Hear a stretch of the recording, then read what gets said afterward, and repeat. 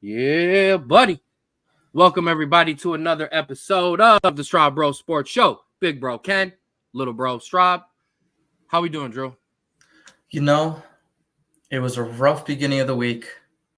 We're getting near the end, and we had some absolutely fantastic news that we're going to get into. I'm going camping this weekend. It turned around. The week has turned around, and I'm talking to you about sports. That always makes my week.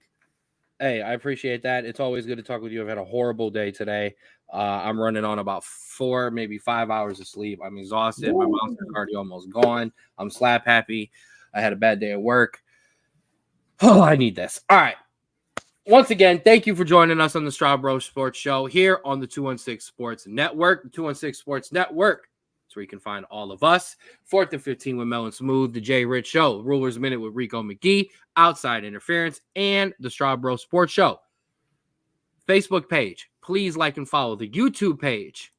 3,000 subscribers strong. We cannot thank you enough. You can find the Straub Bros Sports Show all over the world. You can find us on TikTok at the SBSS. You can find us on Twitter or X at Straub Bros Sports, and you can follow us on Spotify, where you can catch up on anything and everything that you would need. A big shout out to my guy Austin at Create Your Own Wave Apparel for these absolutely beautiful, and then here's his logo on the side. Got to give Austin the shout for these absolutely crisp ass polos that we were able to rock for Akron City FC's big win last night in the first round of the NPSL playoffs in our region. We took down Michigan Rangers. Shout out to the boys. Shout out to Coach Hogarth. Shout out to all the people in the booth who we rock with during the games too, as they move on to the finals on Saturday against Steel City. Bring it home, boys. We've been absolutely proud to be sponsors of the team and be able to do some stuff behind the scenes and on the field with them. Thank you so much for allowing the Straub Bros Sports Show to kind of be a part and rock with you guys on a very, very successful season this year too. So that's been awesome. Shout out to Mama. Mama was rocking with us last night. She was watching. So I will shoot the stream out on our Facebook, the 216 Sports Network Facebook page for Saturday when the boys go up to Steel City, try to get the thing done. A big shout out to KZ Productions. We're back on the Facebook and YouTube page this week. Subscribe to them, get their numbers up as you shout out and help us out too. And once again, oldtimecandy.com. Still there. Get your retro box. I will say this, the dent has been severely made into this box. Okay. So pretty much at this point, it's all sour stuff. So the kid can have that. There's no. I might be coming over soon and take some of that. Yeah, that's fine. You can have. I'm good. Love me some sour candy. Good. Yeah, I'm out on that. So a big shout out to all our people there. If you're on Facebook, you can send us stars. If you're on YouTube, you can send us the YouTube version of stars. We like and we appreciate you. We're trying to monetize the 216 Sports Network. Why? I mean, come on. Who doesn't want to get paid to do what they love? Because right now, I'm super in the red. I'm going to tell you that right now. There is no green in sight for me. So that's okay. That's all good. Oldtimecandy.com, special promo code SBSS for 15% off your order, and CYOWapparel.myshopify.com to get your Create Your Own Wave clothing. No, you can't have this. This is for us only. One day you can have something along this lines, but for right now, no. Mine only. All right, getting the business stuff out of order and getting into the news, Straub. We've got some stuff to talk about. First things first. Hey, remember that Dan Hurley guy who's going to be the Lakers coach? Yeah, vaguely. Yeah, he just signed a 6-year, $50 million extension to stay at UConn. Less money than the Lakers offered him. I think that's worth pointing out. But I mean, more years, more stability, the ability to win 3 in a row. I mean, just all of the reasons you stick around and stay. Am I wrong?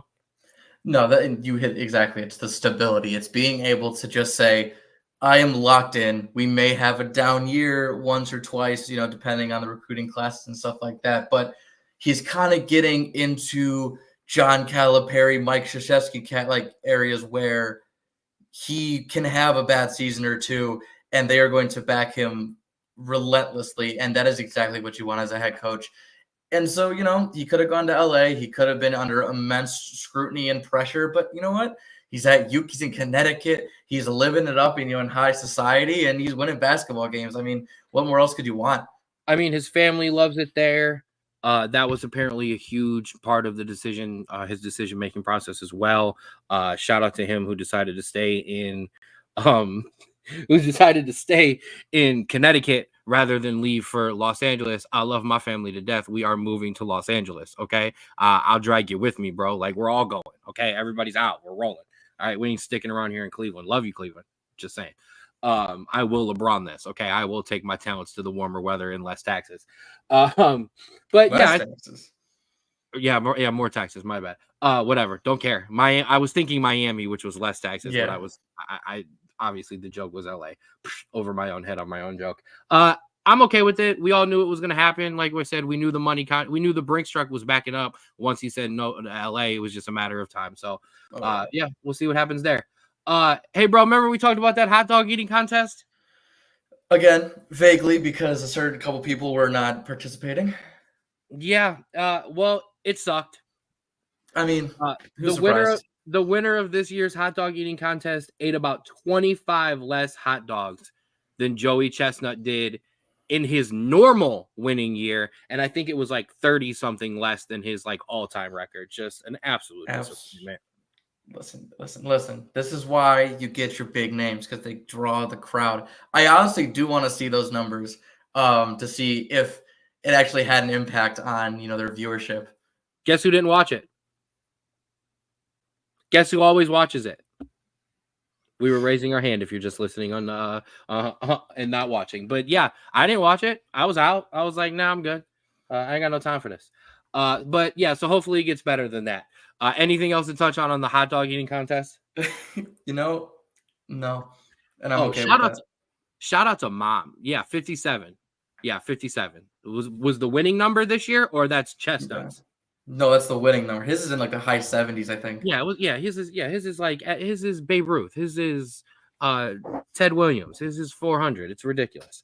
So yeah. All right. Enough hot dog. Let's get into some more clowns. Brett Favre is looking to revive his defamation lawsuit against retired Hall of Famer Shannon Sharpe. If you don't know what this is, and I'm going to be careful because I don't want any of us to get sued because Brett Favre is very sue happy. It is alleged that Brett Favre's name has come up in some money issues in terms of the state of Mississippi moving funds around to places they were not supposed to go. Allegedly. I want to just put that out there multiple times. This is the lawsuit was thrown out originally, but this is from Shannon talking about Brett stealing money from the poor taxpayers of Mississippi. And man, do I pray that this one gets thrown out, just like the last defamation lawsuit did. I don't think that I have the legal standing to speak on this one, and so this will be a off the record conversation if anyone wants to have my opinion on it. That's fine. I won't get us sued anymore. Do you have any other news before I hit our last one? Actually, I do. Just one small little bit. So, obviously, we are a little over a week away from the college football playoff or college football video game. Very, very excited. And we have the final holdout. Yes. Coming in. Yes. Arch Manning has agreed to be in the game. They had just released his rating. I don't know the exact number, but I know it's a little bit lower than Quinn Ewers. So you will be able to play as Arch Manning if you want. I know that's what everyone wants to play in this game, but it's kind of a cool thing that you finally get a huge big name. A little bit less than 2 weeks before the drop. Yeah.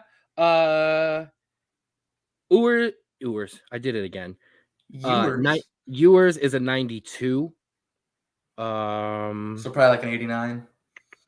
It does not say. Well, here. I guess he finally realized he was kind of the dummy on that decision. We all laughed at him. We all laughed at him when he decided to opt out. And go ahead. 87. 87. There we go. For a guy who's thrown, I think, 2 passes. Man. It's that last name, baby. You should know. You benefited from all the time. Yeah. But I mean, whatever. I'm glad. Right. I mean, it'll be awesome for me when I schedule Texas in like one of Notre Dame's week 7 bye weeks or week 8 bye weeks, and I schedule Texas in there and I whip their ass. That's going to be the best part about when Manning gets brought in after I knock Quinn out. That's how I feel about it. Okay. And Cincinnati has 290 overalls. Just want to throw that in there. Shout out to you. I got 4. I think I have 4 5-star guys above 90. I haven't been paying attention. This is ridiculous. Using our sports podcast to talk about a video game. Yeah. I know I didn't take the day off that day or anything. You're going to be more upset because that is also the weekend that we, breaking news, have the Straub Bros Sports Show will, and I want to make sure I get all my names right because I'm breaking some news that I haven't fully touched on everything with my brother, but on July 27th at the Community Center in Akron, the Straub Bros Sports Show will be there to we'll be there to cover Cage Thunder MMA Next Gen show.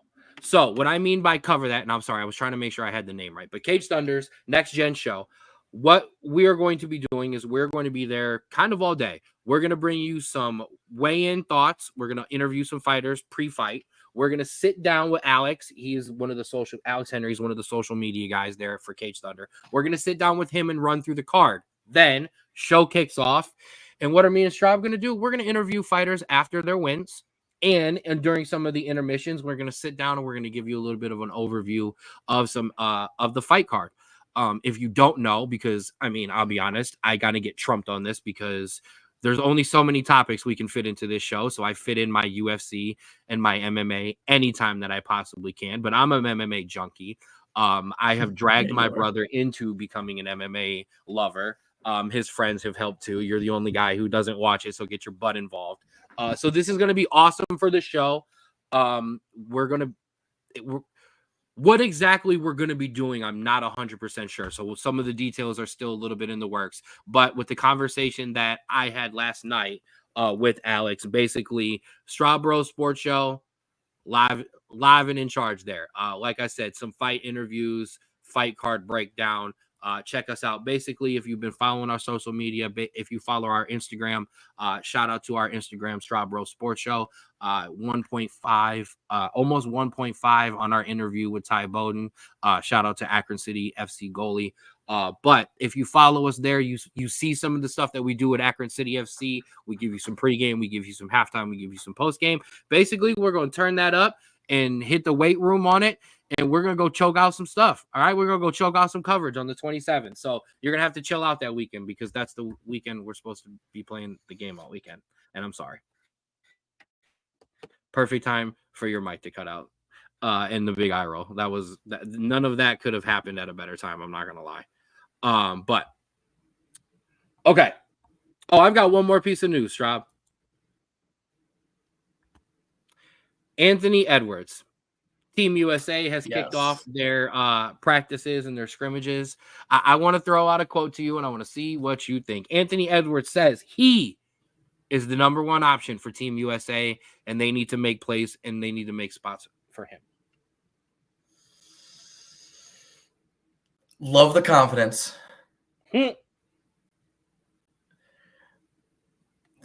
God, no, I can't. I'm sorry. When you got Steph, LeBron, KD, all those players on there, you are a massively good player. There is no doubt about that. This is like when LeBron came in and it was Kobe. And if LeBron said, I'm running plays. No, you're not. You're not. I'm sorry. You are really good. Maybe the next Olympics when all these dudes have retired or past their ability to play. Yeah, sure. I can't say it right now, but hey, I love the confidence because that's what you need in tournaments and like this. 100%. I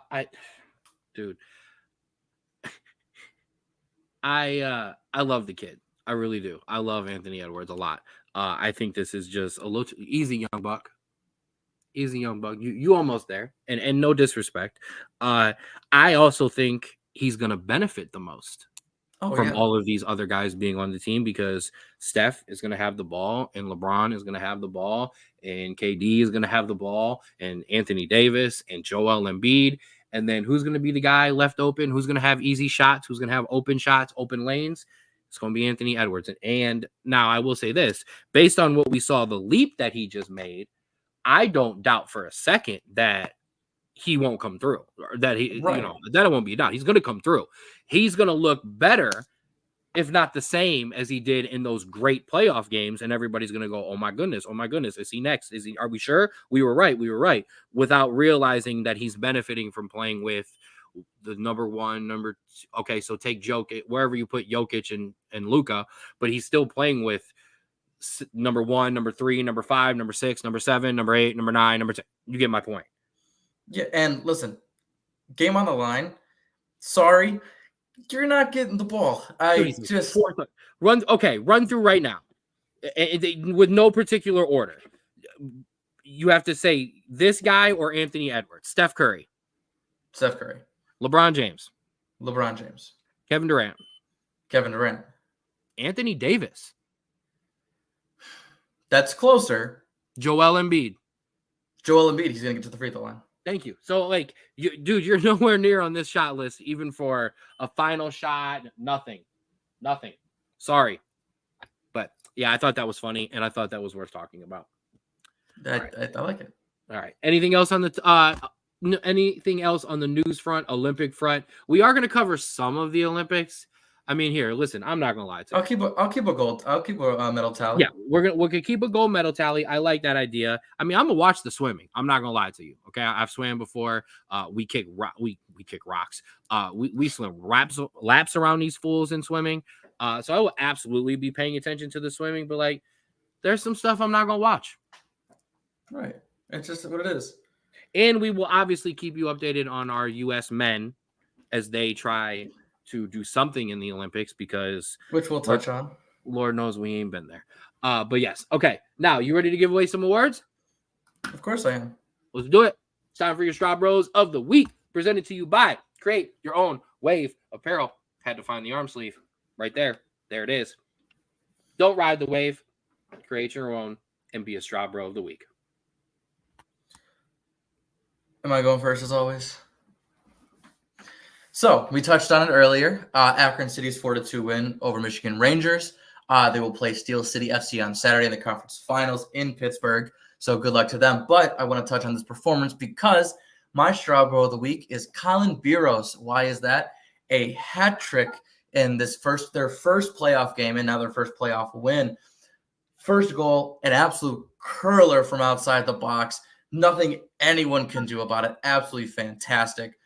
Second goal, same position, cuts it in, hits him near post. The goalie can't get down in time. And the third goal, a little chip to beat the goalkeeper. Absolutely fantastic hat trick. At an absolutely disgusting angle. He was, if here's the center of the box, he was way out here. He had absolutely no business scoring that goal. But go ahead. So shout out to him. Shout out to the whole team as Akron. I'll make them my second because I never do too. And good luck in the finals, man, because that was a killer performance. They are down some people, but their whole season has been losing guys and picking up guys that can fill in the exact same position, and that is what makes them so good. So I don't think that is going to be an issue for them. I think that they're going to play just as well, and the ball just has to roll their way. Absolutely. This team has, with Brian Kingsford and some other guys, they had a great striker. He got an opportunity back home overseas to go home and play. Of course, he's going to take that up and he's going to have it. Sam Sarver, who was just named, this division's young player of the year. He's a standout at Indiana, a Big Ten player of the year. Recently just got hurt. The guy who comes in and replaces him, who scores 3 goals, then 1 yesterday, gets a red card on a second yellow in one of the probably worst officiated games I've ever seen in my life. But that's all this team does. They continue to kind of overcome. Steel City had somewhat of a shaky performance against of the 4 teams that were in the playoffs, the 4th seed, the team that was, kind of the weakest of that. So we'll see. We'll see what the boys can do. I will say this, that hat trick, I'd put it up against any hat trick that I've seen in the Euros and Copa, and I'll say find me 3 better goals, because they were legit. They were good strikes. It wasn't cheap stuff. It wasn't no gimmies. They were 3 legit strikes. I also want to give a shout out to you. If you go to my Facebook page, if you go to the 216 page, or if you check out our Instagram, Straub Bros Sports Show, Little Bro interviewed Colin Bureaus after the game, and we asked him which one of his goals was his favorite, and he definitely said the last one, the free kick, with a little bit of the talking that had been going on. Michigan Rangers were definitely chippy, but it was fun. He said that was a good one to kind of bury and kind of put the game away. So go check out Lil Bro's interview. Check out my post-game interview with Coach Hogarth. It was 5 minutes, but I promise you will not realize it's 5 minutes while you're listening to. It was good stuff in there as well. All right, my Straub Bros of the week. Yep, get ready. Buckle in, folks. We've got plenty to go around. My first Straub Bro of the week. First, I'll give you your shout out. Mom said you did a great job. Those likes, those went out late last night, so those likes and those views are starting to rack up now. But my first Straub Bro of the week is the Discovery Channel. It's Shark Week, baby. It's Shark Week, baby. I'm sorry. I'm excited for that. All of the screens that have sports, because there's less sports on now than there ever has been. Because there's less and less sports going on. One of the secondary TVs 100% has on Shark Week. Shout out to my guy Ray for dropping in. You already know, giving us some love. Ray, shout out to you. Be safe, don't drink and drive. I don't even know what his activities are. I'm just assuming what they are. But it's Shark Week, so Discovery Channel and Sharks, they're your first Straub Bro of the week. Your second one. I actually have a comment on that. So go ahead. I never watched Shark Week, not my thing, just whatever. Do you know who the host is? It's John Cena. And so, You know what? I typically would have been really weirded out by you giving Shark Week Straub Bro of the week, but you know what? For having John Cena as the host, I'll allow it. All right. Also, this is why we do this on the fly. Another Straub Bro of the week, John Cena, for announcing that he is retiring from wrestling in a calendar or in a year. I love you, John. We can see you. You can't see me. If they write this storyline right, he should break Flair's record, and we should be. Yes. I'll give him a Straub Bro down the line. All right, moving on back to the sports, the real sports. Not that I don't love me some wrestling. It's real to me. It's still real to me, damn it. Not that I don't love me some wrestling. Your second Straub Bro of the week, Ali, goal. Ollie Watkins, England striker, with an amazing, all I could say was when he was hitting that shot was, man, I've done that in FIFA and it only worked. It worked. It was ridiculous. It was a ridiculous angle. It was a ridiculous shot. Shout out to him. 2 secondary Straub Bros of the week. Kobe Mano for making the England squad what it's supposed to be when he get brought in. So much love to him and Luke Shaw on the Manchester United end, and some Chelsea love because Cole Palmer is the best guy that they can bring off the bench right now, and one of their strikers who they bring in. Also, a non-Straub Bro of the week for Harry Kane, who continues to duck any type of penalty in extra time. He'll take one in the 90, but man, that man runs out of that game as soon as it starts to get squeaky bum time. I don't care if Pep don't know what that means. Yes, moving on. Straub Sisters of the week, because it's time to give the ladies some love. My first one, Angel Reese, who leads the WNBA in offensive rebounds and set a WNBA record 13 straight double-doubles. I almost said triple-doubles. My bad. Ooh. And your co-leader for Rookie of the Year. Who is that co-shared with? Your other Straub Girl of the Week, Straub Sis, Straub Bro, Straub, whatever you would like to be called in this particular hat, Caitlin Clark. Welcome back to the Straub Bros of the Week segment. Your first rookie to record a triple-double, leading Indiana up the standings as well. It is finally amazing to see these girls just starting to get some love for some damn basketball and enough of the petty, dumb stuff that the media wanted to talk about. These girls have been balling. They asked Angel Reese about the Olympics. She said maybe her and Caitlin Clark on what is it, the 2026 or 2028 team, whatever that number would be. Y'all not ready for that, man. Y'all, so we get Cameron Brink going, and you'll still have veterans. Like the fact that at that point Kelsey Plum and those girls are going to be veterans on that team. Y'all, listen, 127 gold medals in a row. Here we come. That will not stop. My last. This is awesome. This is some groundbreaking stuff. Antoinette Tony Harris. She became the first woman on a full-time football scholarship as she signed a 4-year scholarship with Central Methodist University in Fayetteville, Missouri. Shout out to you. That is absolutely on a college football show. You absolutely getting you a Straub Bro of the week for that. I will let you know. All right. It'll be Notre Dame scores. It'll be Tony's tackles, okay? Or whatever side of the ball she might play on. All right, that'll do it for your Straub Bros of the week. Once again, create your own way. All right, buddy. Enough of this. Let's talk about the best damn team in sports. Once again, it's time to guard that land. Listen, we're gonna ignore today. We're gonna pretend like today didn't happen. How about yesterday? Or the Tigers have absolutely demolished us in the last 2 games. I believe it was 11-0 last time I checked today. How did that finish? I think it was like 11-1, 10-1 final score. Hey, no shutouts, no shutties, baby. And then they did get beat up last night as well. But listen, it's the guys are checked out. It's All-Star break time, but I do want to talk about it. We had an AL leading 5 All-Stars. I do want to give the Guardians some love there. And first or second best record on the AL, literally depending on the time of the week, because when I originally did our notes, we were number 1. I think we're back to number 2 right now. We are 30-11 at home.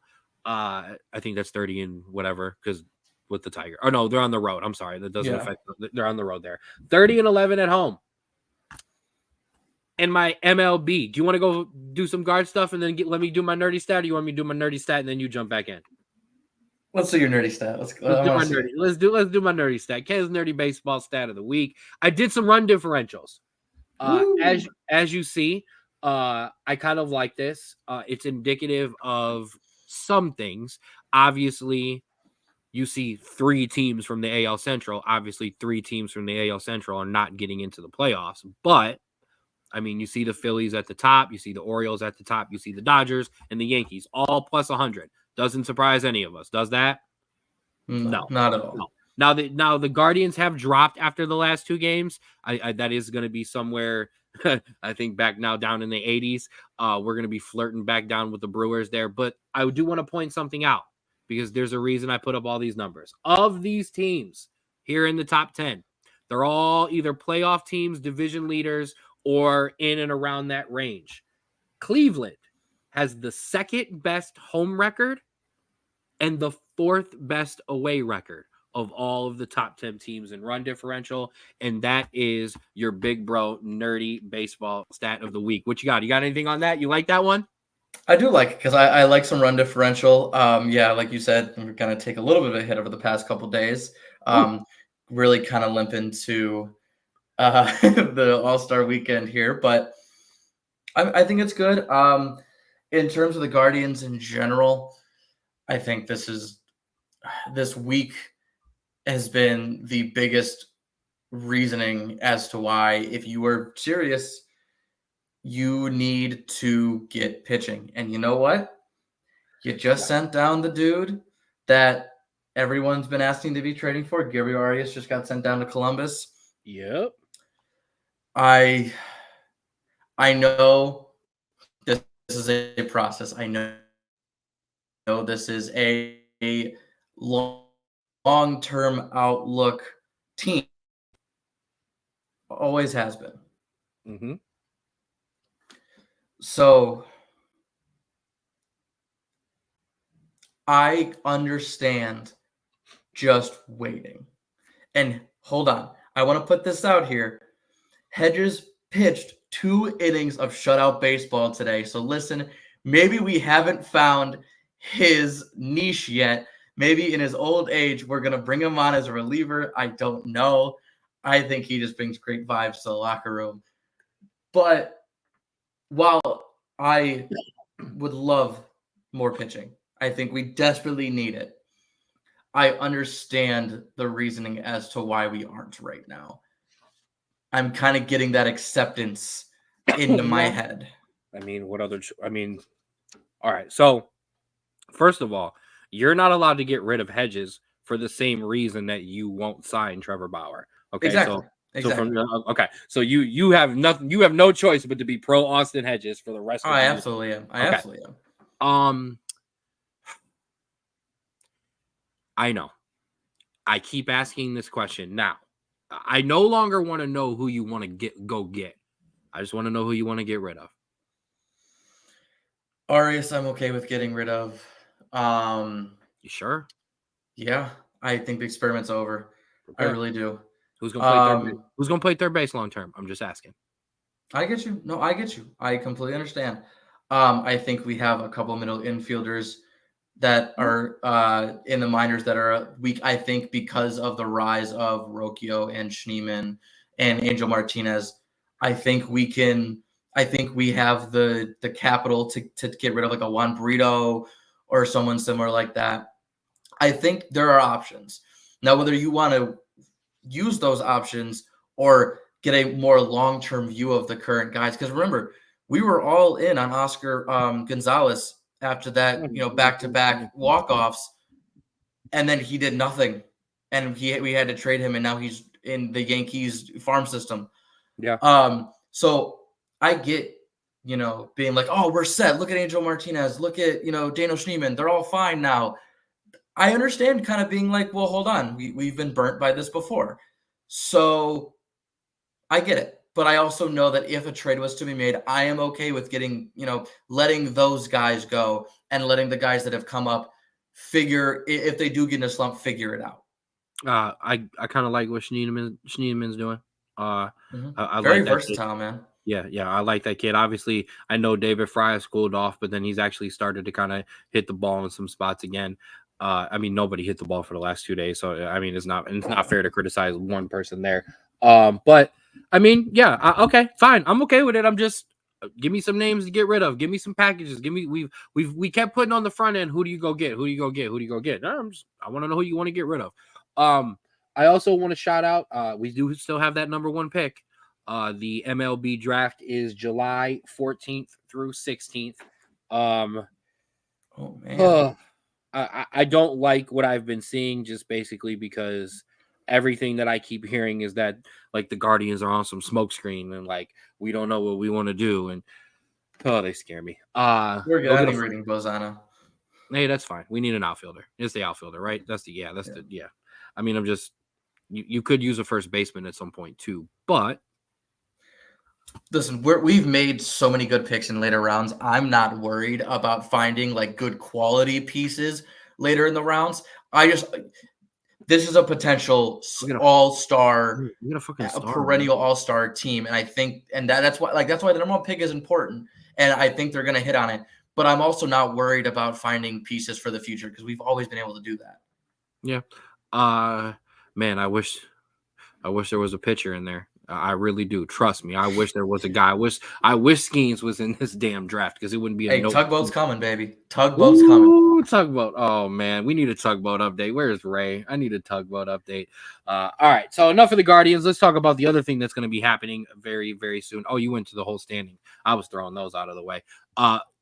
Your standings in the American League. Pretty normal, other than the Yankees dropping a bunch. Yep, Yankees have dropped a couple, so they're flirting back and forth with the Orioles. Seattle is kind of getting it together, have righted the ship, as well as Houston. The Texas Rangers kind of continue to have that World Series hangover. And then in the Central, 3 teams. Boom, Twins and Royals. The only thing that's helping us right now is how much we've been beating up on them and have been able to control those 2 teams. I can't say much for the White Sox and Tigers because they just continue to beat us up for no reason. But that's your American League. And in your National League, like I said, I still believe it's 2 teams. It's the same. Yeah, it's the Philly. For me, it's the Phillies and the Dodgers. I don't care how close the Brewers are. I know you believe in the Brewers. Those Brewers, baby. You believe in those Brewers much more than I do, and that's fine. Atlanta kind of hanging in there. San Diego, still a team to be kind of reckoned with if they start to get hot. Same with Arizona. Look at those Mets climbing the standings. I will say though, when we get towards the dog days, early August, early September, this NL Wild, that second and third wild card spot is going to be so much fun to watch because these are going to be battles to get that thing. Because let's see what you got. Obviously, you have probably Atlanta taking that first spot, but then you got the Padres, you got the Diamondbacks and the Giants at 45, you got the Mets at 46, you got the Cardinals at 48, and you have 3 teams in the Central all at 44. And we are so thankful that we play in the American League. So I guess, I wouldn't even say we have a team like this. You don't want to play the Cardinals, man. No. I don't want to play the Cardinals in no kind of wild card, playoff. I don't know. I don't want nothing to do with the Cardinals, okay? I just don't. So that is that. Now, the other news I was trying to get to in terms of baseball, the MLB All Star game is upon us. Your last games, I do believe, are this weekend, correct? This is it. So next week, we will have our All-Star festivities. I do want to point out Paul Skeens, your Pittsburgh Pirates, Bobby Witt Jr. of the of the Royals, Stephen Kwan, David Fry, Josh Naylor. Those names lead 32 first-time All-Stars, 19 under the age of 27. That is the most impressive, and that is the best baseball stat we have given on this show, and that's been given on a show that talks about baseball in probably 5 years. That's what baseball needs. Yeah, no, listen, we hit a lull. We had obviously the Jeter and the A-Rod years, and obviously the Boston years, but kind of in that mid to late 2010s.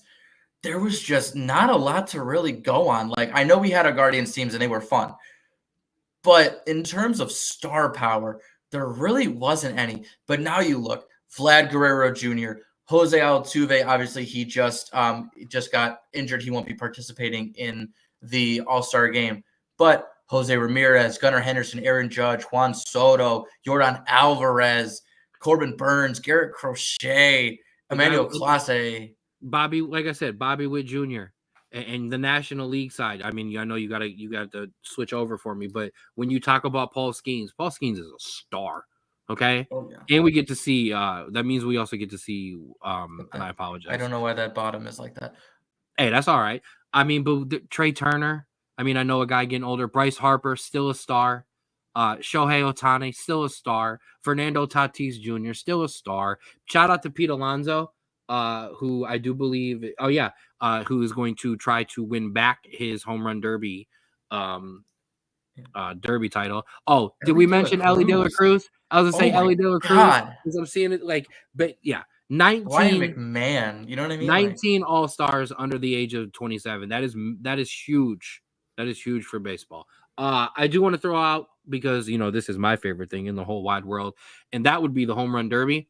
Probably, I'm not gonna lie, I love the slam dunk contest, but home run derby in terms of all-star competitions is number one for me. I grew up watching Ken Griffey Jr. flip the hat backwards, and I would too, while still rooting for Jim Thome. You don't like the Pro Bowl dodgeball game? That isn't your favorite Pro Bowl event? No, I don't. Yeah, I think I've watched like 4 minutes of that. I'm not gonna lie. I think I watched more of the linemen move the damn right than I did of the All-Star game. Let's not even talk about that. Oh, actually, quickly, because you brought it up and I'm mad at you for doing it. I absolutely love whoever it was. I think it was Joe Burrow or somebody said, add an extra week and put the NFL Pro Bowl in the middle of the season, like they do all the other sports, and give them a week off, and more guys would participate. I think that would be a better idea. Moving on. That is true. Yeah, I like that idea, actually. Yeah, that's a topic we can bring up next week. Your home run derby participants as of right now, I think there's still some to be added because just guys hadn't exactly gone in yet. We have Gunnar Henderson of the Orioles. As I mentioned before, the Polar Bear Pete Alonso of the Mets. Alec Baum of the Phillies.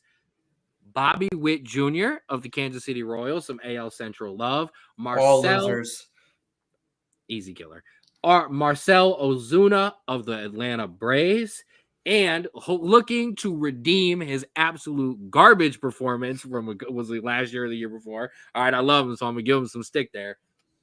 Cleveland Guardians own Jose Ramirez. Big shout out there. I'm not gonna lie, and I'm gonna sound like a hater. I kind of wanted Naylor to do it, not Jose Ramirez. I'm not gonna lie. Listen, I think Naylor has a swing built more for the home run derby. I don't think Jose does, but I'm still happy there's a Guardian.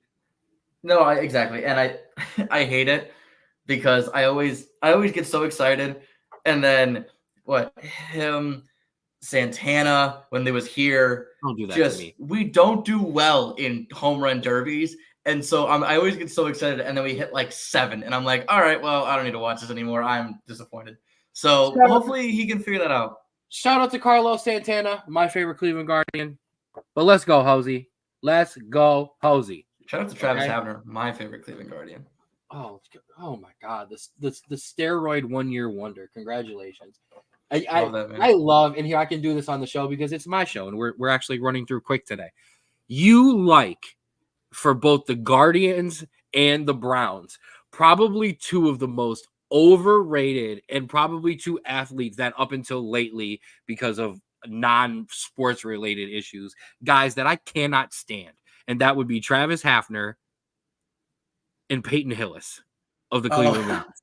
Like, your two favorites are just two of the most overrated, awful underachievers of all time.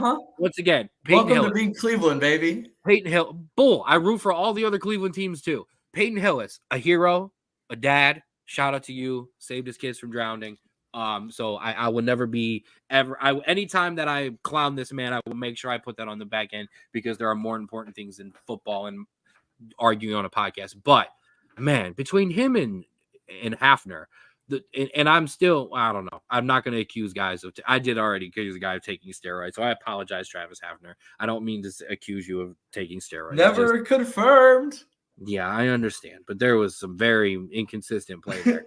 And I'm also not gonna lie, like that man didn't hit some bomb ass walk-offs. All right, but I'm just whatever. So it's like Peyton Hillis, 1 year, but that man just ran over everybody for a year, and it was kind of fun to watch. Not my favorite player. You know what? I'm one of my favorites, but I'm gonna retract what I said. I actually think in terms of sports, Peyton Hillis bothers me more than Travis Hafner. Travis Hafner had a couple years.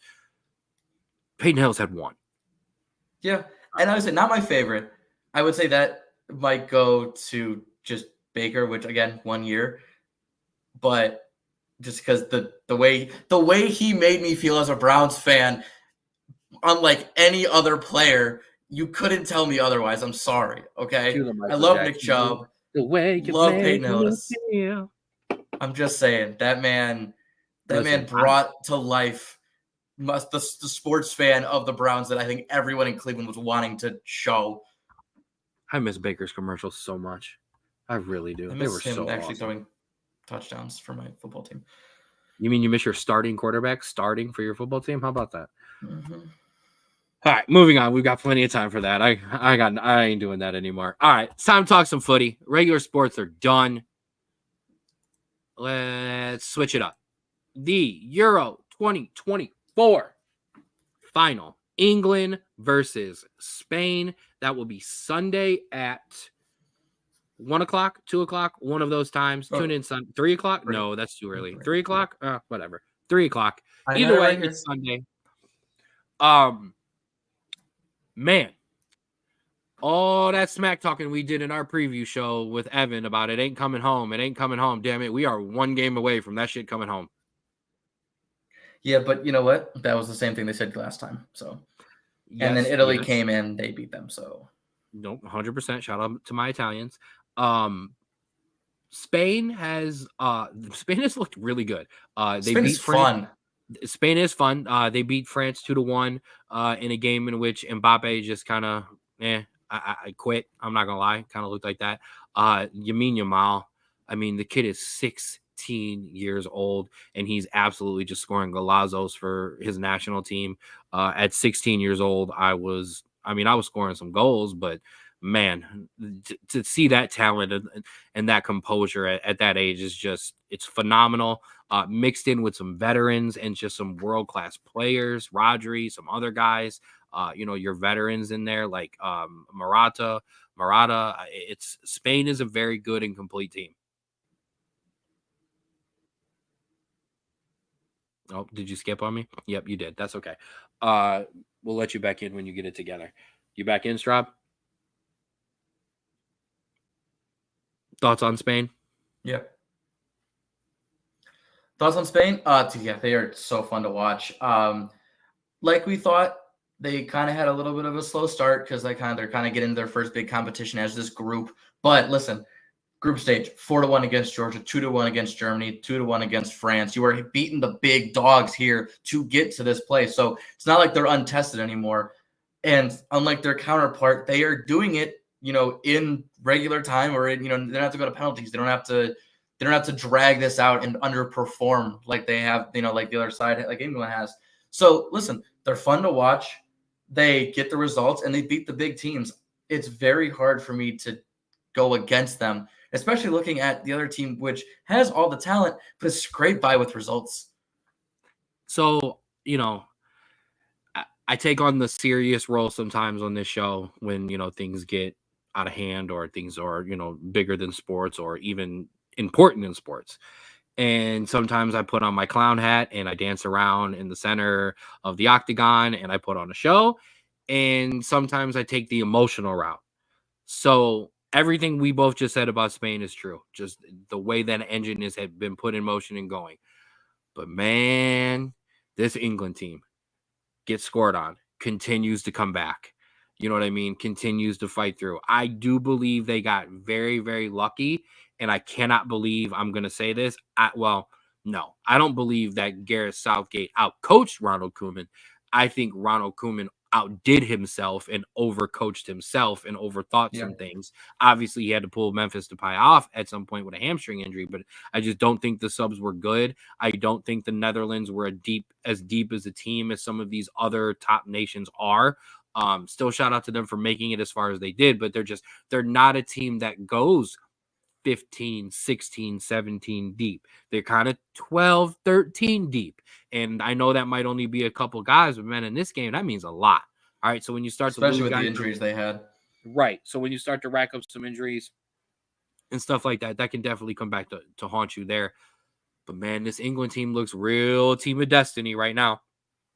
I mean, and the reason I say that is because it's the guys that are coming on to save them. You know what I mean?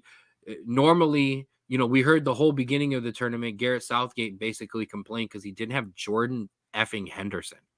Well, we haven't been able to replace Jordan Henderson. Okay, you only have like the 3 top world-class midfielders in the damn world.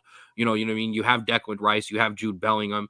You know what I mean? So we tried the Trent Alexander-Arnold thing. It doesn't really work. We tried the Conor Gallagher thing. It doesn't really work. We insert Kobe Mano. Of course it works because he's going to be a GOAT. So, I mean, the England team starts to go.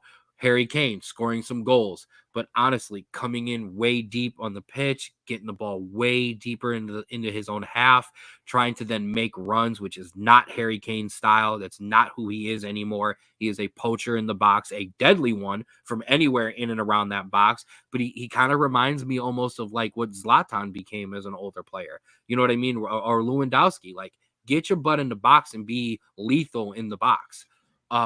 They're just taking him out in the 70th minute, the 90th, the 80th minute, or an extra time, and just Ivan Toney, come on, Ollie Watkins, come on, head on in there and get the job done with no hesitation, and it's getting the job done. And I actually think that's helping England. Now, while they haven't gone as deep into that bench, I think the fact that he's willing to go carrying Trippier off, you know what I mean? Whoever was in that other role. I mean, as much as I love Kobe Mano being in that role and he's changed the England squad, he's also the first guy coming off in that midfield for Cole Palmer. You know what I mean? So, and Phil Foden coming off every single game because he has just not had a good tournament at all, and clearly shows how overrated of a player he is, and the fact that he only is good when he has Pep Guardiola in that Manchester City cheating squad. That's what makes them all good. But I think that gives this England squad some belief. Understandable. However, we've been saying this England team is destined to win a trophy since what, the 2018 World Cup, probably? Since they won the last one, or since the last time they won something. What do you mean? Like the 60s, yeah. So yeah, I get it. But you know what happens? They finally face a team that will give them some pressure and confuse maybe the midfield, and Southgate crumbles.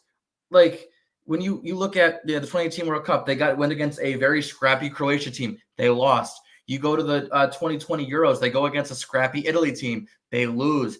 You go against in the 2022 World Cup, you go against a French team that is just going to be able to outrun you, and you have to play back and you can't play possession. You lose. I'm sorry. I get that they are unbelievably talented as individuals, but kind of similar to what we talked about with the US, when you don't have a coach that is able to either adapt from a specific way of playing to another, or he doesn't know how to start a game or finish a game, you are not going to be able to win these finals or these trophies, because that is the main way to win, is to make the small adjustments or change your play for a single game and have it work. And I think that's the issue with England. They're going to come up against the Spain team who is going to put them under pressure and make them uncomfortable and make them change how they play, and they're going to crumble. I'm sorry. That's just how I think it's going to go. I think England has all the talent. They could do it, but I don't want to be let down again and laugh because they lose. I get you there. I'm going to support you, and then I'm going to counter you. The support to that would be the difference between, the difference between the Netherlands team was the Slovenian team that England beat in the round before, and I'm sorry, the Swiss team. None of these teams, when they score a goal, continue to press. Right. Spain is going to score 1 and look for 2, and score 2 and look for 3, score 3, look for 4. You get what I'm saying? They're going to continue to press. Can England, who up until this point has not demonstrated an ability to not give up the goal first, when that happens, it's going to come down to two things. Can that not happen? Or if it happens, can they get their butts together like they did against the Netherlands and get that equalizer right back? I'm not 100% sure I agree about the penalty decision that gave them the goal back, but that's another argument for another day. The officiating in both the Euros and the Copa America and the Akron City FC, just the officiating I've been watching in football for all around terrible. Two weeks has just been effing atrocious. But I want to see what happens. Like I said, can England not give up that early goal, or can they get it right? Can they right the ship immediately? Because I will tell you this: 2-0 against Spain is going to look like 3-0 against anybody else. And we always talk about 2-0 not being the lead that you don't like, the lead that you don't really want. I don't think that matters too much against England. I think that would be a downfall for them. My counterpoint to you, though, would be Gareth Southgate's substitutions in the last game won them the game. Ollie Watkins instead of Ivan Toney, which kind of raised some eyebrows. Although shout out to not Landon Donovan, but the other commentator who had mentioned, they brought Ollie Watkins. Names are just not in my mind right now, and when I wasn't meant to grab them. Ian Dark. Shout out to Ian Dark, who had brought up, he brought Ollie Watkins for a specific type of game. So apparently this is that type of game, which I think is more of a free-flowing game. We know from last year, from our World Cup matchup with the Dutch, that's how they play. It's an open game. It's a free-flowing game. And that's why they usually lose to the teams with a bit more talent, and they beat us. But his substitutions won that game. Ollie Watkins comes in, scores the goal. Cole Palmer with the assist on the goal. Luke Shaw come in and just manned the back and took it over back there and put, and whether he had the captain's armband, was the captain in the back there. The substitutions won the game. So if if England can hold in for just a little while, maybe even have a lead or be it a 1-1, a 2-2, any type of tie game, I would not worry if I was Spain, but I would be looking over as you see those guys coming off the bench. Oh no. Yeah. Like these guys have scored. Or if it goes to penalties, Ivan Toney's going to stare me in my soul and not look at the ball. But That's either the way, I'm most scared. wild thing I've ever seen in my life. I have never seen a dude not look at the ball and stare at the goalkeeper while converting a penalty. If I tried that, I would step on the ball, it would go sideways, and I would have a concussion or something broken. That was ridiculous. I wish we would have thought about this. We could have done this last night real quick before our interviews at the Akron City Field. We could have taken the shots with the eyes just straight up at the keeper and embarrassed ourselves in front of everyone. But yeah, so prediction. Pain. 2-1 Spain. Spain holds on at the end through England's going to have, I think, like 80, 90% possession in the last 20 minutes of the game. But I think Spain holds on just due to Cucurella, Laporte, Fernandez, Simon, all those defensive. I think they hold strong. Rodri and, as a CDM, I think they hold on, and I think Spain wins at 2-1. So if you're a betting man, which I might be, what I would do is I would take your $5, okay, and I would take 2, and I would build you a little Spain parlay, nothing crazy, even if you want to just go money line, and then I would take my $2 and I'd build you an England winner, and then I would take my $1 and I would put it on the draw, because if this thing goes to extra time, it counts as a draw. It does not count as a win. So just so you're aware on the betting wise, and that's how I would spread my $5, because it's all you bet. You don't bet more than $5. We gamble responsibly here on the Straub Bros Sports Show, but that's how I would hedge and separate my bets, because you'll win more than your $5 on each one of those. So my betting mind would say if I had to only bet my $5, I would lean towards Spain. I would actually probably lean towards a draw. I can see this thing going to extra time. That's fair. Just that's something I would believe in. So if I believe this thing goes into extra time, I unfortunately have to believe that it's coming home, and not to my home and not to your home, but to England's home. And I think we are about to be in store for the most insufferable end of summer into fall as football fans, soccer fans as you will ever be. And that would be my timeline filled with a bunch of obnoxious English kids that I went to college with. Shout out to all of you who are just going to be flooding my timeline and everyone's timelines with all of the coming homes and the homecomings and homecoming and all of that. Anyways. Oh, so I guess I have to say, give me, oh my goodness, I can't believe I'm going to say this. Give me England to win the Euro 2024 final on penalties. That's what I got for you. All right. Ooh. So, yeah. All right. So that's the Euros. We've got another one, and that would be the Copa America 2024 final, Argentina versus Colombia. But before we do that, there was an absolutely disgustingly ugly incident at the end of the Uruguay-Colombia game yesterday. If you haven't seen it, my first clip I saw, and it was just our Uruguay players are in the stands fighting fans, and you're like, oh, come on, man, what are we doing here, guys? I know guys are saying stuff or throwing stuff at you, but we can't do this. Then you find out the real story, and that was that Colombian fans had started to attack the family section where the Uruguay family members were, and I'm not talking about some bros. I'm talking about wives, newborn babies, grandparents. They tried to attack them. So I'm going to actually give a shout out, to the Uruguayan players, specifically Darwin Nunez, who absolutely climbed up in the stands and was throwing haymakers. Any of the guys who went up there and had to defend their families. I love this beautiful game more than anybody else, but my family comes first. You come near my family in a threatening way, and it's hands on sight. I've got no beef with those guys going up in the stands. They will wholeheartedly take all of their suspensions and their fines. I would be surprised if the Uruguayan FA doesn't pay it for them in some sort of way, because they deserve it. Start the GoFundMe. I'll donate my $5. Because it was just awful. I also want to give a shout out. I don't know exactly who the guy was, but man, there was some big monster with his Uruguayan jersey on. And he basically protected, I can't remember whose player it was, but it was her holding her baby's stuff getting thrown at her and a guy trying to throw a punch at her. And he was the one who actually stepped in between. It was just going up and down rows and throwing haymakers. It's not that we condone violence on the Straub Bros Sports Show, but I condone protecting your family. So that was disgusting. Hopefully the Colombian FA gets that together. I want to see lots. We have too much technology nowadays. People need to be gone. People need to be just you're not allowed to go see a game anymore ever again. I don't want no suspensions. No, your lifetime bans and charges. I don't care. Yeah. All right. So that's the serious note. As I said, I take those things on.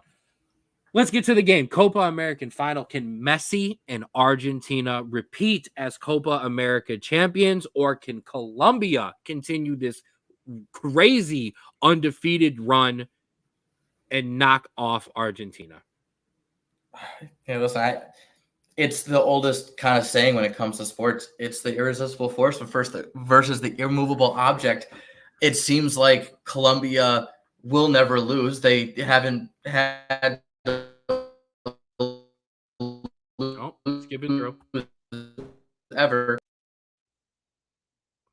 All right. We'll give him a second to reset. And I'm going to yell at him in here in a second, because if you're ever going to do the irresistible force in the immovable object, you have to do it in Gorilla Monsoon's voice. So I'm not happy with you at all for just doing it in your normal voice like that. But any body slams? Yeah, never mind. This is too old for you. Okay, now that you got your connection back together, you want to continue your thought there? Yeah. So I don't know where I ended up at, but you cut off right when you were going to talk about how Colombia has not lost. Yeah, Colombia literally has never lost in a year, I think. And so you see that and you're like, damn. But then you look at this Argentina team, and anytime you watch them play, you're like, yeah, no, they're not going to lose. They are refusing to lose any game that they play. And so you're gonna watch this, and you're gonna have to watch fireworks here and just watch an amazing game, because neither of these teams is going to hold anything back, and neither of these teams are going to allow themselves to give up or lose in any scenario, because they are on fire as much as they can be. You are hitting two teams at their peak. Like I said, for the Euros, Spain is on fire, but England's kind of been disappointing, so something like that. No. Both of these teams are at their heights right now. And it's just going to be an absolutely amazing final to watch. This one is at 8 o'clock on Sunday. So just when you get finished over, either celebrating or being disappointed, whoever wins the Euros, you can collect yourself and then watch some Copa America final. It's going to be an amazing match. Yes, it is. Like you said, the team of Colombia kind of versus, that individual personality of Argentina. This is a tough one for me, because I have not been I'm not a hater, okay, in any sense of the word, but I have enjoyed being off of the Messi train and kind of just watching it from over here. Yes, I've always been a Ronaldo guy, but just in general, like this kind of I don't want to call it worship, but yeah, this kind of over worship of Messi here over the past year has kind of just, I don't know. I've got some fatigue on it. Okay. I kind of do. All right. The same way that other people felt about Travis Kelce and Taylor Swift is kind of how I feel about Messi. It's a lot. And it's especially if you're somebody like us, who soccer isn't a fringe thing for us. Soccer is front and center. So the fact that the rest of y'all want to get on this Messi train, it's everywhere for me now, on top of now it infiltrating my normal stuff. So I wouldn't mind to see Colombia win this thing. I really wouldn't. And at the same time, Messi was another damn Copa America. We're putting this Messi Ronaldo thing to bed for real. So I've got to try to keep Ronaldo. Like it wasn't already. Come on. We're coming back. Ronaldo's coming back for World Cup 26. So, we've got a Portugal United States final in the process. I'd be the happiest person in the world, because my US are there and all my United guys are there, ex-United and current United. So, but yeah, I mean, prediction wise, I think it's going to be tough for Colombia, but man, if there was a team to do it, Yeah. This is this. If you were going to build a team to do it, you build a team like this with a bunch of guys who want to perform rather than trying to build stars to match up against Argentina's stars. You don't want to do that. Yeah. I love Colombia. I think what they're Yeah. doing as a system is amazing. I hope that they keep this kind of level when it comes to World Cup time. 3-1 Argentina. I think that Argentina is just way too locked in right now, especially with Messi and Di Maria and all those guys just absolutely torching. And listen, that Canada game was 2-0. It should have been like 4 or 5-0. They absolutely torched Canada. So yeah, 3-1. Maybe the goals come late, but I think Argentina at some point takes a hold of this game and never lets go. Hey, I don't dislike it. Listen, man, I'm riding. Come on. I said England in penalties. Give me Colombia to upset the Messi train and continue this undefeated streak and finish obviously you can't win a treble in the Finish the story. Finish the story, win the treble, whatever, Colombia gets it done, okay? Not in penalties though. It could not be in penalties. Oh, yeah, no, I'm going to go Colombia gets it done in regular time. Okay. Give me 2-1 Colombia. I even gave you a score on that. I'm not giving you the number of penalties for the England Spain game. You can screw up. All right, we've got one last thing to talk about. Well, two last things, quick, two-ish. We're not going to spend too much time on the coaching news in general, just because we spent 45 minutes on it for 4th of July. The United States men's national team Olympic roster has been announced. There are a lot of names on here that a lot of average to below average soccer, below knowledge level soccer fans are not going to know. But there's some, if you pay attention to this show, there's a lot of names you have heard many, many times. And if you're just a soccer guy in general, football guy in general, there's some names on here that you've absolutely heard. The roster, should I just get my two out of the way real quick? Of course. Obviously Tanner Tessman of Valencia, Gianluca Busio. My man recovered in enough time from the injury, has made the roster. I absolutely love it.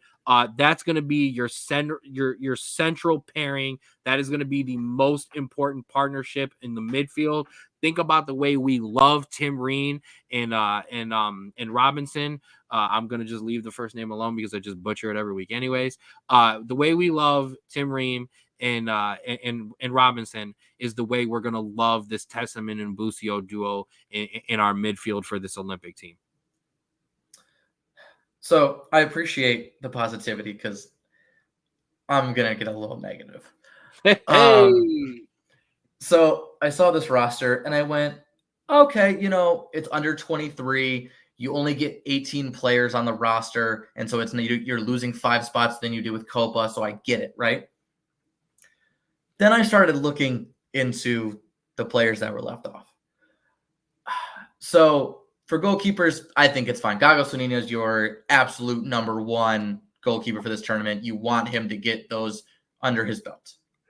Not just that, we need him to start to get real minutes to be able to replace these guys at the top level, because what we have noticed in these bigger competitions, whether it was the Olympics or whether it was Copa, our goalkeeper has been a negative and has been a hurtful position on the field. It has been a plus minus. It has been a minus for too long now. It used to be a plus for the United States men's national team. I think Slonina is the guy to get it back to a plus level. And I agree. And that's why when you see Patrick Schulte of the crew, I get not bringing in a guy like Stefan because he's not going to get minutes. You are going to want to give all those minutes to Slonina. So I understand not bringing him in and not wasting an overage spot. Mm-hmm. In a perfect world, I would have brought in Stefan, but I get it. Defenders. I get we don't have many defenders coming through. But my Lord, in the year of 2024, Why is Walker Zimmerman still on a U.S. roster? I don't understand. I don't get it. And you know what the worst part is? There is an underage player who you would use an overage spot that is playing in a Premier League team named Austin Trusty that you are not bringing on this roster, but you're bringing on 30-year-old Walker Zimmerman. This makes no sense to me. All right, so hold on. So you better be prepared for this because I'm going to come at you on all of these because the problem is some of these teams have not agreed to release some of these players. So the thing that the unfortunate part about this Olympic thing is your team has the right to say no, and that's it. You don't get to go to the Olympics.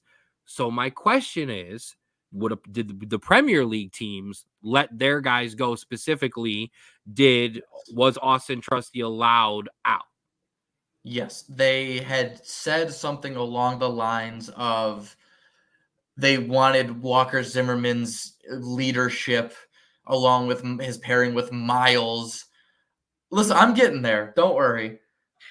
So, could it have been worse if it would have been Shane Long at this point? Like, are you Walker Zimmerman? No. Or I'm sorry, Aaron Long. No. Or is Walker Zimmerman started to creep into Aaron Long territory now? He's creepy. He's not full blown Aaron Long. We might have had to do a whole other podcast if it was Aaron Long on this team. But Walker Zimmerman gets a little bit of a rant. So I'm laughing so hard, ladies and gentlemen, whether you can hear it or see it, because as soon as I read I didn't get this from my brother. I opened up the Olympic roster when it broke on my own, and I was like, "Oh God, he's gonna bitch for 5 minutes about Walker Zimmerman being on this damn roster." I don't have no reason to be there. But here's the thing, okay? So clearly, and I know you're gonna touch on some midfield and some forwards. Yeah. A majority of our actual talent, the real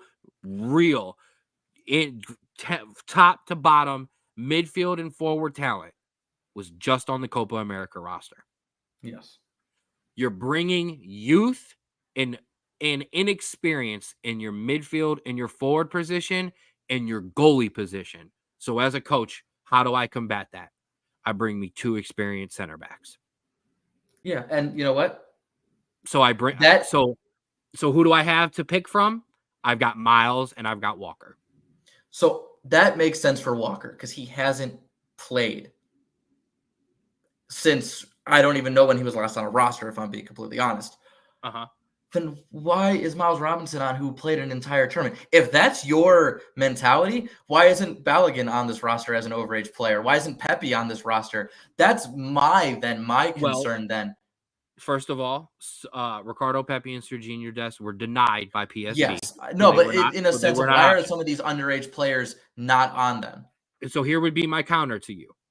We have talked about because Miles Robinson basically lost 2 years of play because of injuries in terms of tournaments when he blew out the ACL because he missed the World Cup. We were extremely upset because the center back pairing of Miles Robinson and Walker Zimmerman went through how many CONCACAF qualifiers without giving up a goal. I wrote the stat down. It was one of the first podcasts that I did with Rico. Shout out to Rico way back before I was on the 216 Sports Network. Or so was Rico. Rico was doing his thing completely solo, not working with us on the network. And that was one of my stats for when we were talking about the qualifying, was that center back pairing was phenomenal together. So I guess my thought is, okay, so we want to win. We want to win a gold medal. So I bring Walker Zimmerman because I have experience there, and I bring Miles Robinson because he has missed some time.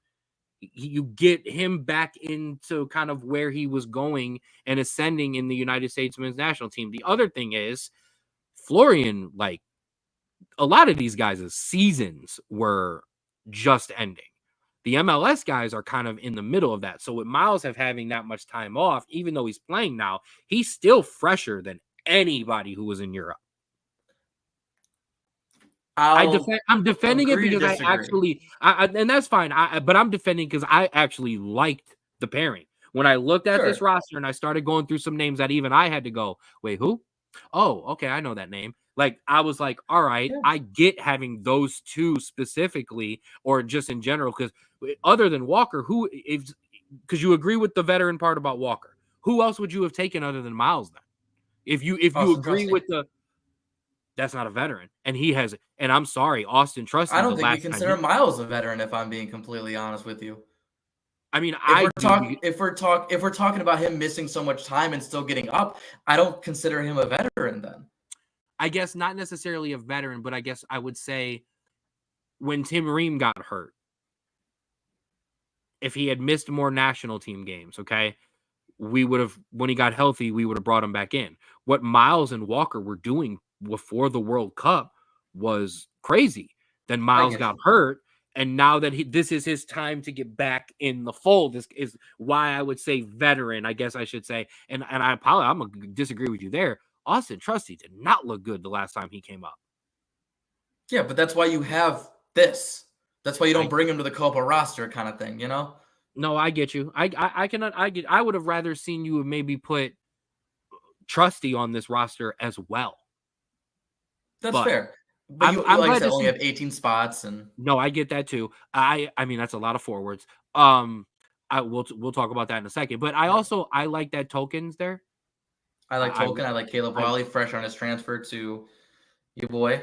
Yeah. Ruin another American. But I'm glad to see Tolkien there because those wingback positions for the United States men's national team, hold on, and I'll let you those wingback positions, those back positions, while everybody says they're cemented in place by Robinson and Serginho Dest, those are two players who have, number one, shown a lot of injury history with Serginho Dest. And I'll be honest, some inconsistent play when the games have gotten larger and they have mattered. Now, I will give Robinson a lot of love because the way he played in that last game against Uruguay, I mean, it was basically him and Chris. So, but just in general, everyone says those spots are up and those are locked in. Not necessarily. Yeah, you're right. And so there's that. I'm going to touch on this really quickly. There's the other thing of Nathaniel Harrell being in and underage. You keep cutting out at the worst times, kid. Under 23 from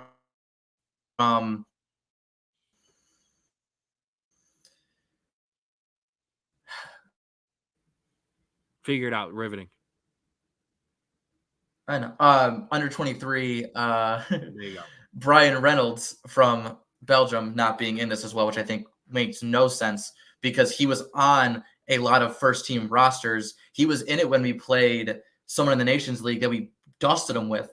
And so him not being on this roster doesn't make any sense either. And I'm pretty sure he was allowed to go as well. Talk about the midfields and the forwards.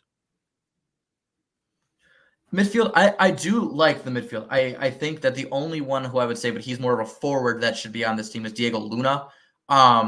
He is your central attacking mid for Real Salt Lake. And the funny thing is, the day of him getting snubbed off the roster, he had a game where he had 3 assists and a goal for the first team in Real Salt Lake. So that was kind of a little nudge that he should have been on this roster. But for the most part, I like Paxton Harrison. I like Jack McGlynn. I like Busio and Tessman pairing. I think that's great. Dietz, I really haven't seen, but you never know. He could come up and be really well. So never know on that. I just like Luna. Are you? I'm happy Georgie made it. Are you surprised Georgie made it? Georgie Mihailovic? I am surprised. You have guys like Cade Cowell for Chivas that didn't make it, which I was a little surprised with. And also, when it comes to when you're looking at your forwards, Benjamin Karashi, central attacking mid, Georgie Mihailovic, central attacking mid / center forward, Kevin Paredes, winger, Griffin Yao, winger. Duncan McGuire's your only striker up there. And so when you look at players like Brandon Vasquez, Jordan Pefok that didn't make Copa, that really could have made their name in this tournament, I feel like there was a snub there where I get Georgia Mihailovic being on this roster, but I feel like there was a bigger need for a big striker that we could have used for an overage player. And I feel like those two, I think, deserved it a little bit more than Mihailovic, who really hasn't done incredibly well since his day back in Colorado. Right. And this is what's weird for me because Georgie's getting another run. And I'm very happy about that because I think Georgie's a talented guy. I think he could have a spot as a very, very a super sub, one of those guys, 76-minute. Oh, Georgie's coming on because we need a goal. I 100% believe that. I'm starting to question whether when Brandon Vasquez went into camp, what that attitude was like. Yeah. Because him and PFOC, one of those guys has got to be on this team. Like you said, Absolutely. there is one naturalized striker on this team, and that's Duncan McGuire. And it's an unproven striker. Yeah. So, and honestly, you're going to start Tanner Tessman. You're going to start Busio in my mind. Paxton Harrison probably starts in the cam position, so then that leaves you what? That leaves you Duncan up top and then cams on the bench. Yeah, and I mean, I guess Ben can play out wide. You know what I mean? Paredes is going to probably be your starter. Right. So you would say him, Paredes, Georgie, and Duncan. Like that's screaming for Brandon Vasquez because he starts. That is screaming for Jordan Pefok because he starts. I mean, obviously, if we could have had Pepe, yes, obviously we would have. But like that's, you know what I mean. I would have even maybe have liked to seen us leave Josh Sargent off and stop making him rush back to health and would have brought him in here because I think Josh Sargent would have ate the Olympics alive. But yeah, that's how I feel about that. So yeah, there's some questions there. I think there is some solid, like I said, we're going to see some guys get some real opportunities because like I said, there's nobody else coming in. So these guys have to kind of shine. So we're going to get to see some individuals. I want to grade this team on two different notes. I want to win something. Okay, this is not like American swimming where it's like, I want 18 golds. I want to win something, gold, silver, bronze, and then I want to judge this team on an individual performance level as well. But that's how I feel. Because there's like 4 or 5 players that I'm really eyeing at, and the rest. I mean, if they do poorly, I'm like, yeah, that wasn't not like either they're not ready yet or that wasn't that was expected. So that's kind of the big thing there. Yep. Yeah, you see that graphic. Right. Yep, I seen it. All right, our last bit of news before we check out today. There was some amazing. I don't want to. It's never nice when a person loses their job, but the United States men's national team has fired Greg Berhalter. Yes, thank God. I'm sorry. I hope you have all success in the future. I'm glad you are no longer with the organization. Shout out to all of your future endeavors. Hey, goodbye. It's amazing. The Federation actually grew a set. They did what not just pundits, but us kind of fans, American Outlaw fans, just ex-US players. Ex-US players. Everybody wanted Greg gone, and they did it. Now that happened, and our 45-minute rants about Greg kind of, fall on deaf ears now because he is actually gone. We will touch on quickly who some of the leading candidates are to replace Greg Berhalter and take over the United States men's national team. Unfortunately, it broke before the show. The number one name on that list, Mr. Jurgen Klopp, has respectfully declined our invitation to come and coach our national team, strictly because what he told Liverpool, he wants to take a break from football. He wants to have a year off, and coming into a national team job would not give him, although it would kind of give him a year off because we don't have any games for him. But with our stress and our pressure on this now, it's not worth it. I respect his sticking to his guns there. I also respect the Federation for even trying to get him and trying to persuade him. What did I tell you when you texted the group chat and you said that he had said no? At least they tried. And that is something that we never do. We do not try that hard as a federation in terms of our big swings and misses for coaches. So it was amazing to see that. So you see some of these other names. I mean, man, you want to talk about some reaches. No, thank you, Gareth Southgate. Absolutely not. No, thank you. I've got enough players under a coach. I've got enough time watching guys underachieve under a coach. I do not need that. Thierry Henry. How many times are we going to talk about Thierry Henry getting a job before he actually gets one of these jobs and does something at them? So like that's kind of concerning to me. Like he's constantly Same like, with what the is he? guy below. Like he's Belgian. I know I said that at the game yesterday. Same with Patrick Vieira. How many times is Patrick Vieira going to get linked to these jobs? And how many times is he actually going to get one? But Thierry Henry, like I don't know about that. Like, at least Patrick Vieira has coached. You know what I mean? Thierry Yeah. Henry is like the Belgian second team coach.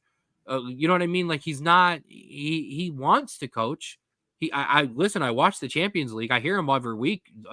Talk about his desire to coach, but I also don't, because he does talk to Americans on that show. I'm not sure I like Thierry Henry's attitude towards Americans and American soccer. And that's not me being contradictory of me saying that we were garbage for only hiring Americans. He still has to respect us. You know what I mean? Bielsa and, the Italian who coaches Uruguay respects the Uruguayan soccer culture and those players. So that's why he's coaching there. So someone still needs to respect us. I don't get a lot of that from Thierry Henry. You're likely candidates down there, and I'll let you give some thoughts on some of these guys. Stevie Cherundolo, I know a lot of people, especially when we talked last night, rolled their eyes at that. I kind of like it, because for me, he's the opposite of Greg Berhalter. He is a guy with some coaching experience. He has won, unlike what Greg has done. Stevie has won at LAFC, and Stevie was a successful player on the national team level. I enjoyed Stevie Cherundolo on the right hand side there. I had no problems with Stevie C. So I would not be opposed to that. I'm not really sold on a lot of these other names. Sell me on them. So yeah, we'll start from the top. Long shots. Hervé Renard. He is the French coach. He is French. He's not coached the French. He's coached recently for Saudi Arabia and Morocco national teams for one cycle. He's currently the French women's national team head coach. So he knows national teams, and that's why he's a massive plus. He knows kind of jobs and also underperforming teams to get them above. Number one, shot that Morocco team. Hello. And the switch back and forth between the men and the women, especially on the international level, is starting to become more common. Yeah, and so that's I think a big reason, but I think it's a long shot just because he just started his job with the French women, and also I don't know if it's a really good fit in my opinion, but there's that. For the reaches, you didn't mention David Wagner. I honestly think he's my number one choice now that Jurgen Klopp is no longer in the picture. Jurgen Klopp's assistant at Borussia Dortmund took Huddersfield to a promotion in the Prem, kept them there for a year. Unfortunately, the next year they did get relegated. Went to BSC Young Boys, which is a team in Switzerland. It's just their name. Led them through the qualifying stages of the Champions League to get them in the group stage. And then was most recently at Norwich, where they were in the semifinal to be promoted, but didn't get there. So very much a team that can get the best out of his players. He was also, if any of you old heads remember, one of the first U.S. dual nats, as he is German, but played for the U.S. for, I think, 4 or 5 games. So he does have some experience with the U.S. and its system. Listen, I know newer Premier League fans will know Huddersfield when they made their Premier League appearance. For me, I was introduced to Huddersfield way back in 2008 with shout out to James Woody. That was my soccer roommate in my sophomore year in college. Massive Huddersfield Town fan. Would watch, as I'm watching United on our normal TV in the dorm that we share. There was poor Woody at his laptop on some BBC or it wasn't even that. It was like some pay for website to watch his beloved Huddersfield, who I think were like League 1 or League 2 at that time. They were down there. So yeah, that's when I hear Huddersfield, that's my guy Woody. Shout out to him. But yeah, I'm okay. I'd be okay with it. So there's him. I think Klopp was obviously your dream candidate, but I think if you're looking at a second one who knows how to win, I think David Wagner's good. In terms of likely candidates, all those are MLS, just because that's when you look at this federation, you see likely candidates, you see MLS. Wilfred Nancy, the current Columbus Crew head coach. I like him just because as a collective, he can get the best out of his team as a collective and is just very stern with his thing. He may have, you can see some cracks and some slip ups in his system when it comes to being a little bit more expressive and a little bit more adaptable. But I think as a head coach and as a leader, I think he is miles better than Greg. And I think that is something that you really need when it comes to this national team. Because you have the talent, you just need a lot of discipline. And that might be the key to this national team. I think of all of the personalities, I think he's the one I actually like the most. Yeah. Because obviously Klopp is gone. I think he's the one I like the most. However, tactic wise, and sometimes when I watch the crew draw these damn games, he's like, if Greg is here, tactic wise, he's here. You know what I mean? Yeah. He's only like it's a little bit better than Greg, and I don't want to be a little bit better. I want to be much better. So that would be my only problem. But I do agree with you. Like, man, if he was available to come in as my second in command, if I'm Stevie or somebody, if I was Jurgen, like that's the first guy I'm calling though, because he's gonna bring an intensity and he's gonna bring it off. He's gonna bring something. But I think you get what I'm saying. No, I get it. Speaking of coaches that would be willing to be the assistant, Jim Curtin is always name thrown around.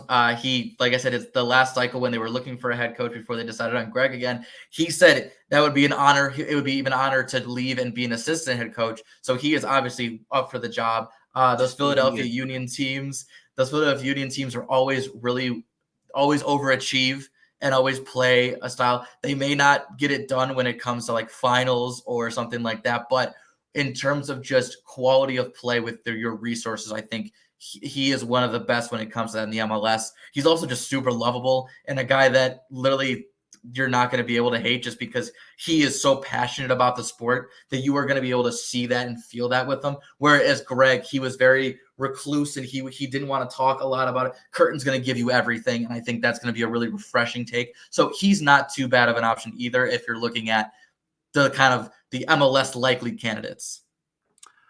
I think that's my problem. So yeah. I would rather have heard we talked to Gareth Southgate and even potentially hired Gareth Southgate rather than to hear we skipped over all those guys and we ran right to the MLS and hired an MLS coach. Of course.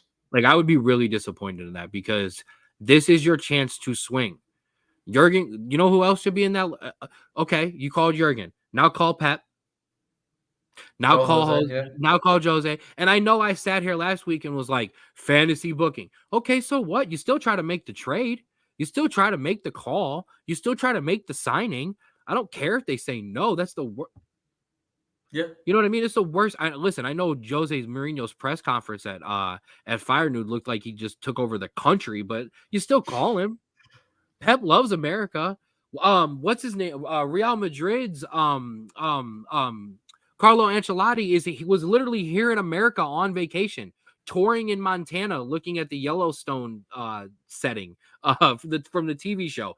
Somebody should have been Kevin Costner in costume with Rip and everybody else should have been flying in a helicopter to wherever Ancelotti was with the U.S. Soccer Federation to try and convince him to be our coach. So I'm if we settle eventually on Stevie or Wagner or Wilfred Nancy, okay, that's fine. But I want to hear that you absolutely took some shots and you absolutely shot your shot before you decide to just dip into the MLS pool where these guys are going to be coaching guys who play on a level that's higher than they've ever coached at. You're absolutely right. Great transition. A name that has been, as of the last name, that has been in circles, honestly, since Greg's job was in question. Hugo Perez is a name that honestly would get a lot of, I'm not saying the inner circle of U.S. soccer, but U.S. soccer insiders really excited. And why do I say that? Hugo Perez was the youth coach for 90% of these guys. He then went to El Salvador and absolutely took that team miles higher than they absolutely could ever be.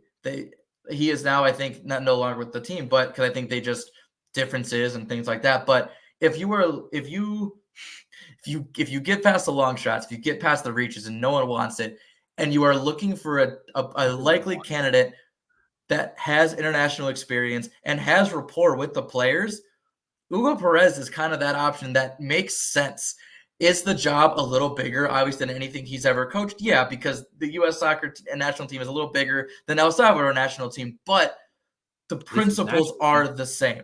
national team experience is national team experience. National team experience is above MLS experience. I'll be honest, that's how I would rank it. I got no beef in saying that. So yeah, I guess my only question would be, would we ran into that problem with Greg? We feel that the voice maybe had gone deaf on the players, and that maybe Yeah. because he had coached them at a youth level, it wasn't always great what we could get out of them as adults. Could you change? And I'm going to keep using the Dan Hurley quote. I don't talk to my son the same way at 7 as I do at 15, as I do at 25, or as I do at 35.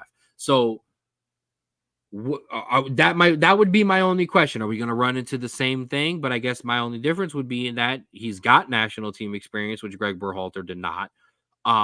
He has experience with the players, which he has over Wilfred Nancy and Stevie Cherundolo and anybody else who you would bring in, minus Jim. But I guess it would kind of come down to, do you value what he did with El Salvador over what these guys have done with the MLS? And that's the biggest thing, because you can give him a pat on the back and clap him all you want, but how much does it mean to you, and how much do you think it's going to translate to the U.S. national team? And that's your big question. If you don't think it's going to transfer, grab Nancy or Cherundolo. If you do, I think you're right up there in that conversation. If your candidates are coming down to those team players or those coaches. How much, or at all, percentage of the players would you talk to? In terms of who they want? Mm-hmm. My initial instinct is 0, because of everything that has transpired in the past 6 months to a year, and just, but the more I think about it, the more I think it doesn't become a who do you want question. It becomes a float me some names, or we are bang on with this man right here. What do you think? Right. And then take into account. I think one of the biggest reasons that Greg Berhalter was let go was not the Panama game, not the Uruguay game, not the Copa America performance, not the Copa America performance combined with the World Cup performance, none of that. I think the problem is Greg had a fractured locker room. I think there were the people that Greg had coached on the youth level, and I think it was all the other guys. And I don't think those other guys always had a problem. But then when you sprinkle in the fact that Gio Reyna is in that other guy's group, my brother showed it to me, and then it blew up all over the soccer world. Gio Reyna was the first United States men's national team player, pundit, or whatever to like the news that Greg Berhalter was fired. You get that little thing on Instagram that shows you who liked it too, and Gio Reyna's name was front and center. I think that played a huge part of it. You finally get a guy that's the key. So maybe that is where Hugo Perez could possibly be a downfall. Are you bringing in another guy who could potentially alienate some of the guys who, when they were 11 years old, he looked over and forgot? You know what I mean? The whole reason this team wanted Jordan Pefok on the team was because of what he did with them at the youth level when he wasn't going to get a chance. There's the moment of Christian Pulisic giving him the penalty. You know what I mean? So maybe it's time to get away from that and give these kids a little kick in the ass and be like, enough of all of your coaches having known you since you were little babies. I don't care. Perform. Put the results in. Win. So that would be my counter to kind of those groups. But we'll see. It has apparently been rumored that they're gonna make this decision in like September. That there's going to be some time taken, and they're gonna put the due diligence in to really sit down and pick the right candidate. That's all we can hope and pray for as beloved fans of the United States men's national team. Ugh. Exactly. Yeah. So, any final thoughts? 2 years. 2 years until the World Cup in the United States. There we go. Let's get a coach, and then we'll reset and we'll go from there because that's about all we can do. So, all right, that will do it for us here on the Straub Bros Sports Show. I'd like to thank you all once again, as always, for joining and rocking with us as you do every Thursday, even on a holiday, because we hit you up on 4th of July morning with a nice 45 minutes about Greg Berhalter. That doesn't go down the can, but kind of is gone now because he's gone. We caused it. Listen, everybody was waiting on us because they know they needed to have the last final say. But all right, that'll do it for us here. Like I said, the 2-6 Sports Network. You can follow and like us on Facebook. You can like and subscribe on YouTube and become one of the 3,000 members and subscribers of the 2-6 Sports Network. First of all, shout out to Mama. She's been with us all day. We love you too. You can find all of us with your 3,000 subscribers on the 2-6 Sports Network. Who is all of us? That would be 4th and 15 with Mel and Smooth, who dropped a return episode. I think it was 2 weeks ago now. The Jay Rich Show. We've got the Rulers Minute with Rico McGee. Rico's dropping all week, every week. Outside Interference. And, of course, the Straub Bros Sports Show. Straub Bros Sports Show. You can find us everywhere that you need to. You can find us on TikTok at the SBSS. You can find us on Twitter, X, at Straub Bros Sports. You can find us on Instagram, Straub Bros Sports Show. Honestly, the Instagram, I'm going to give us some love. The Instagram's blowing up.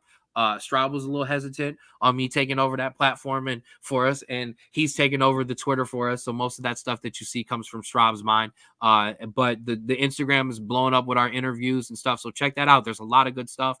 You'll see kind of how we get to kind of analyze a game in the moment. I think that's something that we do even better than when we're here and sitting back on them sometimes. So check out our stuff with Akron City FC. Check out our pre-games. Check out our post-games.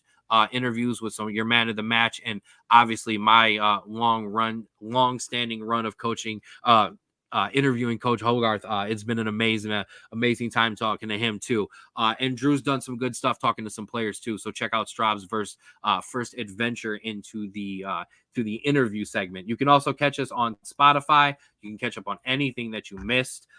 Once again, shout out to KZ Productions. We're back on the Facebook page this week and the YouTube page as well. We appreciate that. Like and follow all of us. Like and subscribe to all of us. It gives us all the love. Once again, my guy Austin Fink, create your own wave apparel for rocking with us as always. Custom made shirts for us to look fresh when we do our interviews. Make sure you check him out at Instagram, Create Your Own Wave 2021, and get you some merch at cyowapparel.myshopify.com. I promise you the stuff is not just quality, it looks good. This looks like this because this is exactly what it to look like, but I'm telling you, that man's got some fresh stuff that is for the young kids, because every time I look at it, I'm like, oh man, I might be too old to be wearing this stuff, but I really want to buy it anyways. And that's just the honest truth. I'm not even gonna lie about that. And once again, oldtimecandy.com. I can't open the box anymore because it's starting to get low, so I have to tilt it up and it will dump out.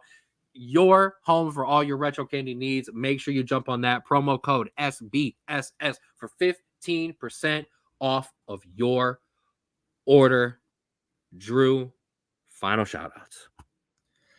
Thank you everyone for watching, listening, however you take in the show. Next week is going to be disgusting. We're getting the remnants of Hurricane Beryl. So this is going to be the weekend, the last weekend before 4 straight days of rain. So get out there, enjoy it. And then Sunday, when it starts to get a little heavy, a little rainy, go and watch some soccer. It's going to be the last 2 big games until the start of the season in August. I know we got the Olympics, but it's not as huge as these two tournaments. So watch some soccer Sunday night, and then just stay inside. Just stay inside and enjoy the being indoors after being outdoors for all the summer. First things first, I know some people down in that Houston area who have been marking themselves safe, and some people who have lost power. I know a girl I went to middle school and high school with who had to sleep in her car with the kids. So our thoughts, our prayers, our positive vibes, anything that you do and believe in that terms, we're sending down to you guys. We hope everything starts to get back to normal for you guys in any way that it can. And by the time we have next week's show, your nephew, my son, will have turned 5. So I'm going to be the first to wish my son a very, very early birthday. Happy birthday. He might start thundering into the room because he just heard happy birthday and birthday. So that man already knows what time it is. So I'll be the first to wish my guy a happy birthday. But yeah, other than that, like I said, we will see you next week for another big week. We'll be talking big MLB All Star game stuff. We will then touch on both of your Euro and Copa America finals. But for that, we will see you next week. And always remember to love.